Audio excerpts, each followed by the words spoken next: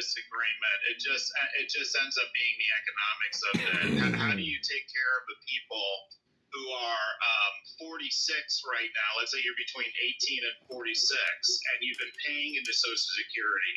If you end up deciding that you're going to have people not pay into it anymore, then whatever issue you're already saying is happening is only going to become much worse. And there's no way to pay those folks who have been paying into the system. So that ends up, now you can do things like raise the age to 70, right? That would help quite a bit. I think there's other things you can do, but the whole, we're going to pick a year and future Americans don't pay into Social Security, you're going to slaughter most of the country with that.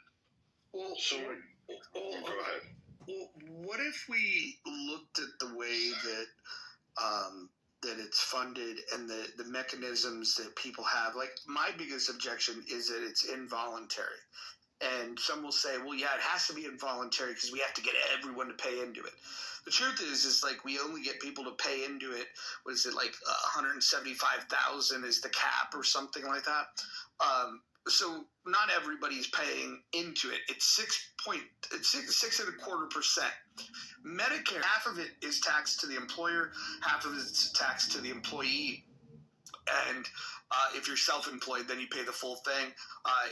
And your end is 1.45% unless you are a high income earner. And that in that case, then you add 0.9%. I would say maybe that employers and the government can come to a better realization of how this could work. And the idea of offering a 401k to employees is to be able to allow people to to supplement their retirement in a better way. Get rid of one of those plans and maybe kind of merge the two concepts where you allow people to opt in. And whether you call it a 401k or Social Security, you allow them to opt in, or maybe you make it mandatory where you have to put 1%.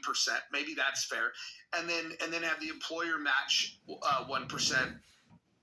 If the goal is to get 6.25% in there, and for people that are using 401ks, they typically get a employer percent. We just had a retirement that was completely optional.